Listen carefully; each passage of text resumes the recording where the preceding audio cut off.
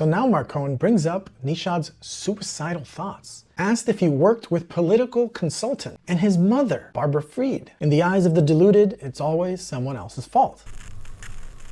Welcome back, guys. I hope this finds you well in this crazy world, in these crazy times. So getting back into the cross-examination of Nishad Singh against our dear friend, sociopath, Sam Bankman Fried. So in this crazy world of scammers, liars, and thieves, even sociopaths and some psychopaths, it's absolutely important that everyday folks keep their strength up, keep their spirits up. The everyday man, the everyday woman certainly outnumber all the insane people out there. And this case against Scam Sam is kind of a guilty pleasure because we get to see at least a smidget, just a little tiny bit of justice in this kind of crazy world that we find ourselves in. And I would say that's one of the biggest positive things that's coming out of this case. As one of my favorite musicians, Jarvis Cocker, so poetically put in the title of one of his songs, "They're still running the world." Some major highlights from yesterday, of course, being the drug problem, which I still think they're giving him a crazy schedule to take his meds. He takes Adderall and amphetamine and upper between 4 and 6 in the morning and sometime between 8 and 9 p.m. And he needs more meds to decide if he will actually testify,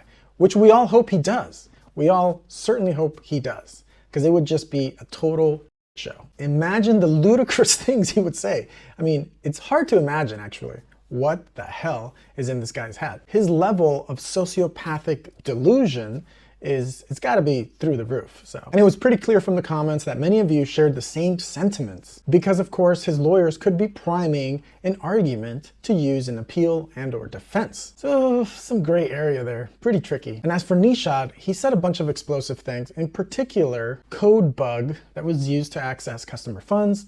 A big one, a big highlight, was the political donations made in his own name. Another highlight being that Nishad brought in some of Sam's family members, like his brother, direct customer access and an account with Alameda and FTX, implying that Sam's brother knew this, Sam set it up, and on top of this, that the not-for-profit was totally aware of what was happening, all using Nishad's name and even his bank account with Wells Fargo Bank. One thing from Nishad that really bothered me was when he said, when he was talking and being asked about his plea deal agreement with the prosecution, he mentioned that with his agreement, with his portion of his testimony against Sam, he's hoping to receive no jail time at all, despite all his charges adding up to 75 years. And certainly there's a bit of immaturity with that point of view. They can pretend that they were just kids in their 20s, screwing around with billions of other people's money. But even that is too damn nice. Because him saying that despite everything that he did, that he participated in, 5 years of working and being with Scam Sam, despite all this, he's sorry, guys. He's just sorry. And he's hoping for 0 jail time. So imagine how much he's got stashed away somewhere, how much he gifted, donated, loaned to his family and friends, how much crypto he has in a hidden wallet, maybe somewhere on the Bahamas. Who the hell knows? Maybe he has a hard wallet somewhere in a bank in one of those little safety boxes that they have. But he's sorry, and he hopes no jail time. He's just really sorry. Oh my God. But it highlights this lack of self-awareness from this kind of culture are just so much better. This plane of existence that they're on is a completely different plane. But anyways, enough of my rant. Let's get into it. Cross-examination. Remember, Mark Cohen is a sharp guy. He's a sharp shooter. Mark Cohen starts by asking, is it fair to say that you disagree with Sam's spending habits? Nishad answering yes. Remember yesterday it came out that they blew $1.3 billion corporate sponsorships. Cohen asking, was it your view that FTX shouldn't have any corporate sponsorship? Nishad saying he did not consider his point of view to be extreme.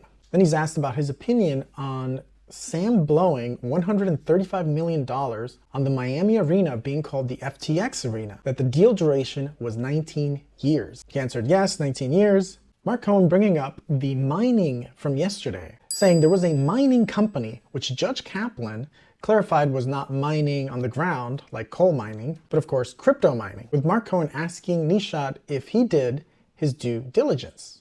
He said yes. He did it with Anthropic, saying that he also wanted to make an investment actually a donation, and that he personally wanted to be involved and talk to these guys, Anthropic. Mark Cohen moves on to the Bahamas properties, asking the conch shack was. What was it? Nishad saying that it was Constance Wang, that she lived there, her being the former COO at FTX. He's asked if all of you 8 wanted to live together. He replied, I don't know if it was 8, but that they did. They all wanted to live together, like in the dorms. Asked if he saw a cheaper place, he said yes, more than one. Asked if him, Nishad Singh, and his girlfriend, which might be the one he showed up to court with, holding hands. I gotta say, his girlfriend looked mighty happy.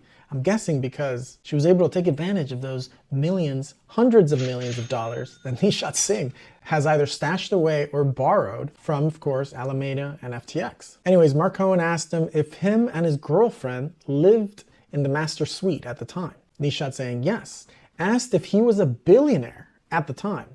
He said yes, that he thought so. Asked if he thought it was excessive for a billionaire to live in a $35 million penthouse. Nishad said that the cost is the same, but it's all the same. You know, no problem. Mark Cohen sharply asking, you thought borrowing between Alameda and FTX was inappropriate. Objected, vague, and asked and answered. Sustained. Asked if he met prosecutors on November the 21st back in 2022. He said he doesn't remember the exact date, but that yes, that he did. Mark Cohen brings up January the 4th, 2023, saying that Nishad brought up borrowing, and that Nishad said borrowing from anywhere, as long as you are good for it, was okay, it was appropriate, and that it didn't strike him as wrong. Nishad saying, I don't remember saying that. Asked if he received cash bonuses, between 1 and 2 million. Nishad said yes. Asked if he received loans from FTX. Mark Cohen saying, let me give you a foundation, $477 million directly from FTX. Nishad said, in a sense. With Mark Cohen saying that he used this money to buy equity in FTX. Nishad saying, yes. Mark Cohen, sharp guy, he says, Nishad, you said it was to donate to charity. With him answering, yes, that's what he said. But Mark Cohen, you never did that.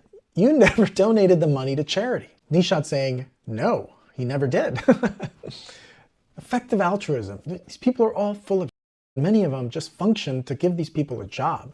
90% of the money donated to charity is used to run the charity itself. Ouch. Looks like Mark Cohen is basically making Nishad Singh look a little bit untrustworthy. He's coming off like a liar, like a big fat liar. Mark Cohen asking if Nishad consulted with Dan Friedberg, with Nishad saying that is Sam's tax lawyer from Genwick and Joe Bankman. Interesting there, because essentially this would mean that Joe Bankman was overlooking all of the tax forms that these guys were doing. Mark Cohen asking, did you also receive a loan for $10 million that he gave to his parents? Nishad saying, yes, for his parents and to others. Asked how he learned of the bug. He replied that he overheard Gary Wang talking to Adam Yedidia, that Adam was worried about it, and that Gary Wang said the direction of the bug was safe. When Mark Cohen asked him, what did you understand that to mean? He replied that it was safe from FTX point of view. Asked if he thought Gary Wang joked about the bug, the code bug,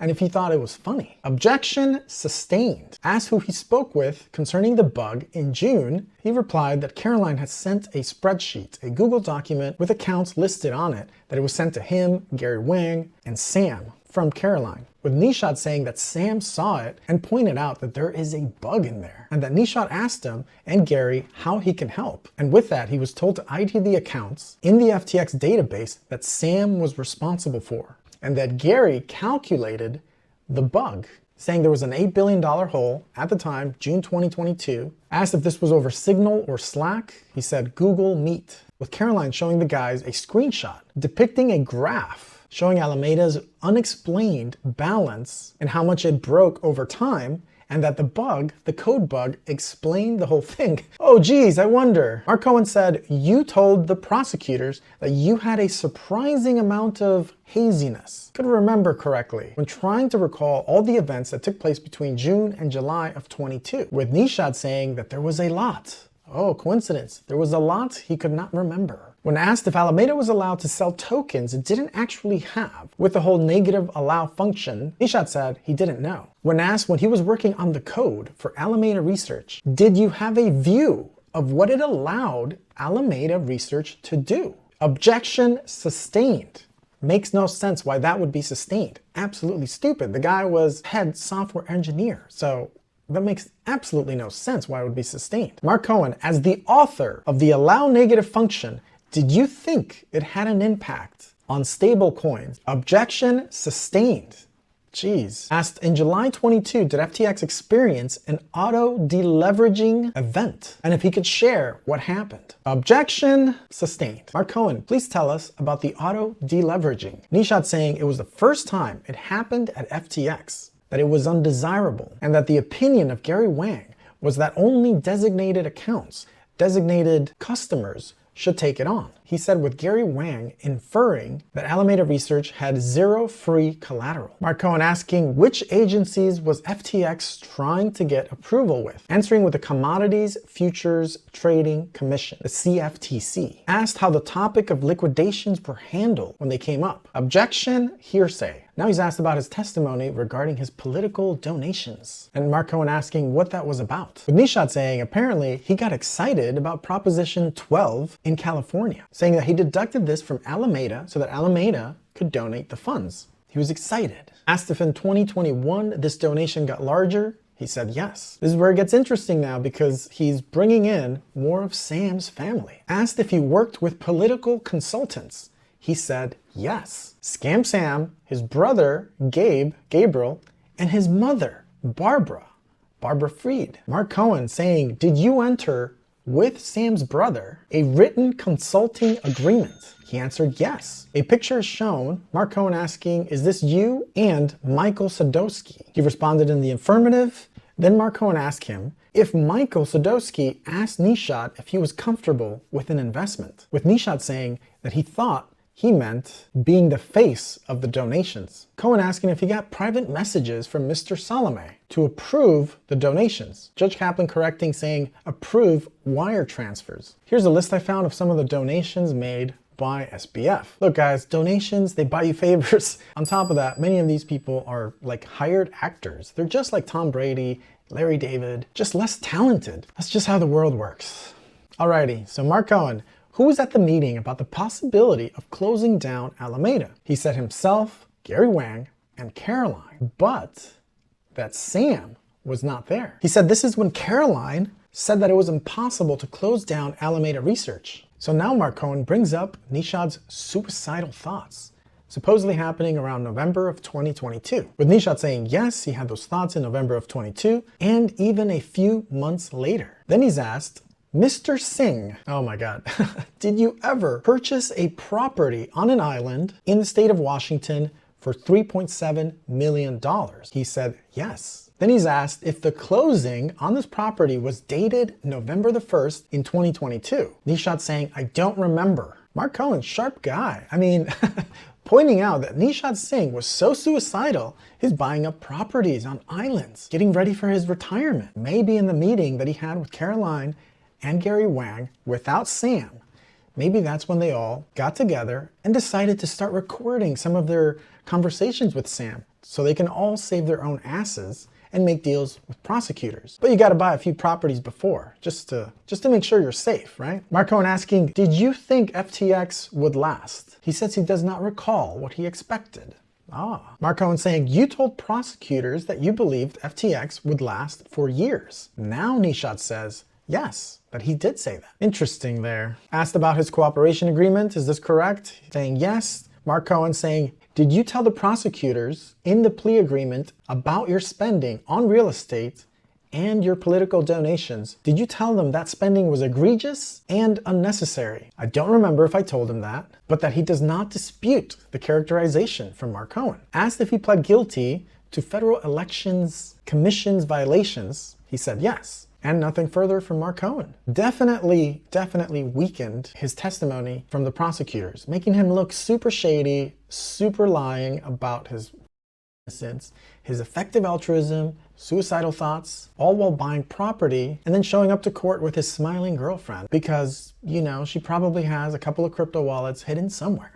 Okay, so the prosecutors now have a few more questions for Nishad, and they specifically ask him about his loan, his $477 million loan They ask him what it was for, with Nishad saying that Sam was the one who proposed the loan to him. Asked if he ever got the money, he said no, only on paper. So after that questioning, the jury is shown a series of messages, emails, and even tweets, including one praising the New York mayor, Eric Adams. They even show the picture with him and Sam. The jury also is shown a picture of Scam Sam's invite to meet Bill Clinton at a Clinton Initiative meeting that was happening at the UN, and this was dated September of 2022, which by this time, supposedly, things were already looking kind of dire for FTX. So they have an agent on the witness stand that appears to have gone through Sam's phone and his emails to snoop up messages. When Sam's lawyer got up, they asked this agent, Agent Busick, if he knew exactly who was using this phone number. Agent said no idea. And that was it for that guy. Anyways, it's interesting that Sam's lawyers are certainly not letting these guys try to get away with merely pointing the finger at Sam and them getting away with just saying, sorry, I feel bad. I know that I held the gun for many years and I pulled the trigger, but it was Sam who told me to do it. In the eyes of the deluded, it's always someone else's fault. And certainly someone who was making preparations to basically make the whole case to save his ass, accumulating a lot of money, and I'm sure a lot of it stashed away, likely given to his friends and family to avoid having things in his name. All right, guys, well, thanks for spending time with me. That's it for this one. Don't forget, please do hit the like button, subscribe if you haven't, and I will see you in the next one.